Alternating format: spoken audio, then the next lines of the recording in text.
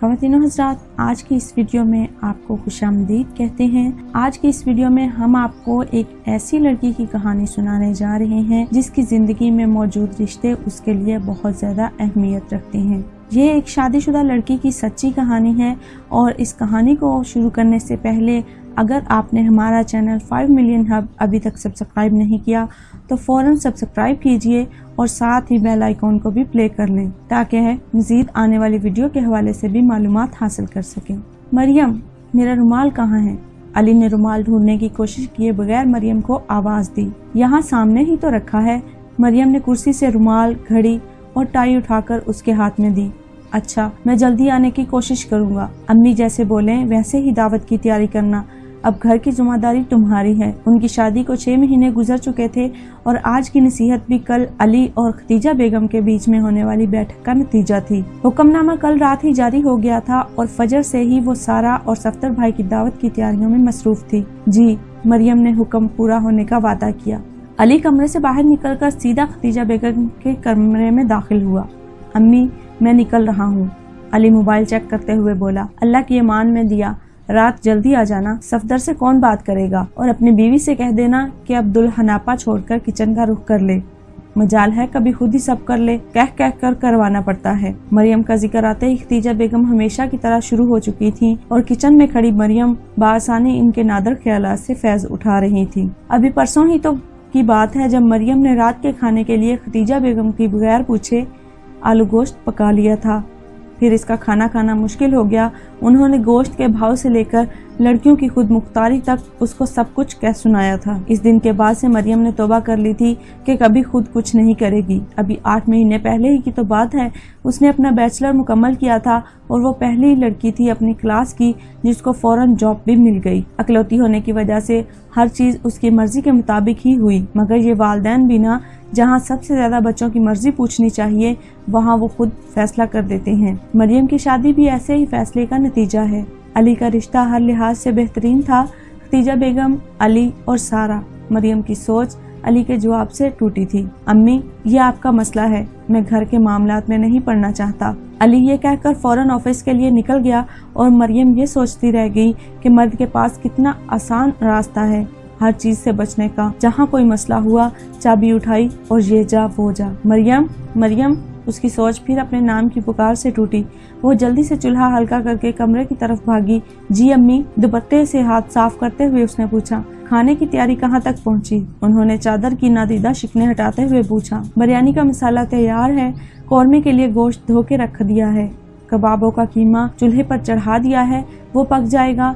जोहर के बाद कबाब बनाऊंगी। मरियम ने रटे रटाए अंदाज में रात का बताया हुआ मेन्यू बताया। और मीठा? खदीजा बेगम ने ऐसे पूछा जैसे मरियम पिछली बात सुनी ही न हो। जोहर के बाद गुलाब जामुन की तैयारी करूंगी। एक बात तो बताओ, ये सारे काम अगर तुम जोहर के बाद शुरू करोगी तो 2 घंटे से किचन में क्या कर रही थी? अली को दिखाने के लिए किचन में घुसी देगची में चम्मच हिला रही थी। खदीजा बेगम ने शिकायतनामा शुरू कर दिया था। उनकी आवाज को बंद मौज़न की अजान ने किया था। मरियम ने थके हारे अंदाज में घड़ी की तरफ देखा। दोपहर का 1 और जोहर का वक्त हो गया था। खदीजा बेगम ने हमेशा की तरह तस्बीह उठाकर उसे जाने का इशारा किया। यह उनका मामूल था कि जब उनके पास कोई दलील नहीं होती थी तो वो सामने वाले को वहाँ से जाने का इशारा कर देती थी। मरियम अपनी मुस्कुराहट दबाते हुए कमरे से निकल आई। फजर के बाद उसने सौदे की लिस्ट बनाई थी। करीबन 1 घंटे बाद वो कुर्सी से उठी थी। फिर अली के कपड़े प्रेस किए, सारी चीजें निकाल कर रखी। फिर जाकर अली को उठाया, जो मरियम को दुनिया का सबसे मुश्किल काम लगता था। 50 आवाजें देने के बाद अली सिर्फ हल्की सी करवट बदलता था और फिर सो जाता था। फिर उनका नाश्ता बनाया। पराठे और आमलेट से कम पर वो दोनों मानते ही नहीं थे।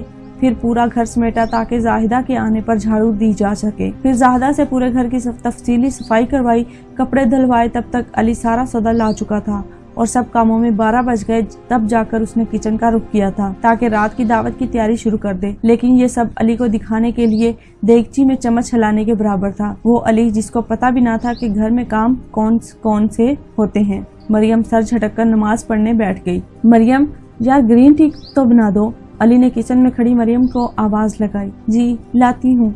मरियम ने बर्तन एक तरफ रखकर चूल्हे पर पानी चढ़ाया। फिर कुछ याद आने पर तेजी से खदीजा बेगम के कमरे का रुख किया। अम्मी, आप कहवा पियेंगी? मरियम ने कमरे में झांक कर पूछा। आधे घंटे बाद ले आना। सलाम फेर कर उन्होंने जवाब दिया। वापस आकर मरियम ने एक और कप का इजाफा किया और बर्तन धोने शुरू कर दिए। यार बुरा मत मानना, मगर बिरयानी में चावल थोड़े कच्चे रह गए थे, मज़ा नहीं आया बिल्कुल भी। ये सफदर भाई के नादर ख्यालात थे। हाँ, वो मरियम को अभी तक खाना बनाना नहीं आता ना, बस इसीलिए, मगर वो सीख रही है। अली ने बहुत कमज़ोर अंदाज में मरियम का दिफा किया। हाँ भाई, सफदर कह रहे हैं कौरमे में मसाला कुछ ज़्यादा ही तेज़ हो गया। इस बार अली से कोई जवाब नहीं बन पड़ा। किचन में खड़ी मरियम बासानी सब सुन रही थी। उसे लगा जैसे दिन भर की सारी थकन वापस कंधों पर आ गई हो। उसे आज भी अच्छी तरह याद था कैसे बाबा और अम्मी उसके खानों की तारीफ करते थे।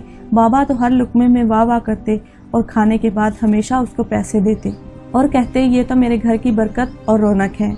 और यहाँ उसको बनाए खाने को कच्चा और मसाला तेज कह दिया गया था। वो इन खानों को जो इसके कजन्स और फूफा फरमाइश करके बनवाते थे। मरियम के हाथ की बिरयानी का तो कोई सानी नहीं, लाजवाब। ये सबसे छोटा ताहा था। एक लंबी सांस लेकर उसने ग्रीन टी कप में डाली और आखिरी कप पानी में खदीजा बेगम के कहवे का मसाला डालकर आंच हल्की कर दी। चेहरे पर मसनूई मुस्कुराहट सजाकर ड्राइंग रूम की तरफ बढ़ गई। आइए भाभी, आप ही का जिक्र हो रहा था। सफदर के ये कहने की देर थी, सारा का फलक शिगाफ का गूंजा था, जिस पर अली पहलू बदल कर रह गया था और मरियम के चेहरे की मुस्कुराहट उसी तरह बरकरार थी। भाई आप ये सब छोड़ें, ये ग्रीन टी पिएं। इंशाल्लाह अगली बार आपको कोई शिकायत का मौका नहीं मिलेगा। मरियम ने बात को ख़त्म करने की कोशिश की, मगर कुछ लोगों को आदत होती है बाल की खाल निकालने की। जब तक सामने वाला हाथ जोड़कर माफ़ी ना मांग ले, ये पीछा नहीं छोड़ते। भाभी, हम आपकी बुराई थोड़ी कर रहे हैं, मगर मुझे यकीन है आपने बिरयानी की तह ठीक नहीं लगाई होगी, वरना चावल कच्चे ना रह जाते। अली के सर में दर्द होने लगा था, वही मुर्गे की एक टांग। मरियम, इधर आकर बैठो ज़रा। खदीजा बेगम की पाटदार आवाज़ पूरे कमरे में गूंजी। अली ने भी शुक्र का कलमा पढ़ा कि इसी बहाने सफदर भाई चुप तो होंगे। जी अम्मी। मरियम उनके साथ वाले सोफे पर टिक गई। हाथ आगे बढ़ाओ। खदीजा बेगम ने 2 अदद जड़ाऊ कंगन उसके हाथ में सजा दिए। आज तुमने पहली बार इतनी बड़ी दावत का एहतमाम किया ना।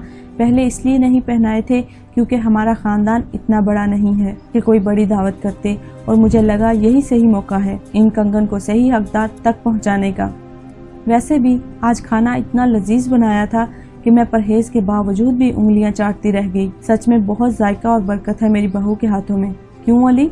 इस वक्त अजीब सूरत हाल थी इस कमरे में। अली के दांत ही बंद नहीं हो रहे थे। मरियम की इतनी तारीफ, वो जितना भी लापरवाह सही, मरियम का एहसास उसे भी था। सारा का कंगन देखते ही बस रोने को जी चाह रहा था। उस पर उसकी कब की नज़र थी। सफदर साहब अपनी इतनी बेइज्जती पर सर झुकाए बैठे हुए थे। अपनी नुक्ताचीनी की आदत के हाथों उनके साथ ऐसा बहुत बार हो चुका था। और एक थी मरियम जो बस होंकों की तरह कभी कंगन को और कभी खदीजा बेगम को देख रही थी। बिल्कुल सही कहा अम्मी आपने, और गुलाब जामुन तो इतने नरम और मजेदार थे कि क्या बताऊं। अली ने मौके से फायदा उठाने की कोशिश की। चलो तुम बच्चे बातें करो, मैं सोने जा रही हूँ। मरियम, मेरा कहवा ला दो कमरे में। खदीजा बेगम रुखसत होते हुए गुफ्तगू का मौजू भी अपने साथ ले गई। मरियम उठकर किचन में चली गई। सफदर कुछ देर अपना दिमाग दौड़ाता रहा कि किसका मजाक उड़ाया जाए, मगर कुछ हाथ न आने सारा को चलने का इशारा कर दिया। अम्मी, कहवा। मरियम कमरे में झांकते हुए बोली। हाँ ले आओ। खदीजा बेगम तकिए से टेक लगाकर बैठ गई। कुछ पल दोनों बात शुरू करने का सिरा ढूंढती रहीं। आखिर में मरियम बोल ही पड़ी। शुक्रिया अम्मी। खदीजा बेगम ने जैसे ही सुना, कुछ पल मरियम इंतजार करती रही कि वो बोले। वो उठकर जाने लगी तो उनकी आवाज़ आई, इधर आओ मरियम। वो चुपचाप इनके पास जाकर बैठ गई। जब पहली बार मैंने ससुराल में खाना बनाया था तो मेरे जेठ ने कहा था कि भाभी क्या आटे में पत्थर मिलाए हैं, ये रोटी तो ईंटों का काम कर सकती है। ये बात सुनकर मैं बिल्कुल सुन हो गई। तुम्हारे ससुर चुप रहे और मेरे सास ने जेठ की इस बात की तायद की थी। जब अली ने तुम्हारा दिफा किया, चाहे वो तुम्हारे लिए मामूली क्यों ना हो, मेरे अंदर एक हसरत भर गई कि काश उस दिन किसी ने मेरे खाने को भी सराहा होता। मेरी सास ने तो यहाँ तक कह दिया कि इसमें और बच्चों के खाने में कोई फर्क नहीं, दोनों ही बदमज़ा हैं। मुझे इस वक्त पता चला कि तुम्हारे ससुर का चुप रहना इतना अहम नहीं था जितना मेरी सास के ये अल्फाज जो मुझे आज भी याद हैं। ये कहकर खदीजा बेगम हंस दी और मरियम इनको देखती रह गई। ये रवैये हवा की तरह होते हैं बेटा, हमें एहसास भी नहीं होता कि कब ये हमारे अंदर उतर गए और हम जिस चीज़ को नापसंद करते हैं आखिर में वही बन जाते हैं। उन्होंने कहवे का एक घूंट भरा। अम्मी, मुझे कोई शिकायत नहीं, सच में। मरियम के आंसू ही नहीं रुक रहे थे। चलो आज से हम कोशिश करेंगे सास बहू बनने की। वैसे एक बात बोलूं? जी अम्मी। एहसास करना अपनी जगह, मगर सच भी एक हकीकत है। वो गुलाब जामुन इंतहाई बदमज़ा थे, बीच से इतने सख्त।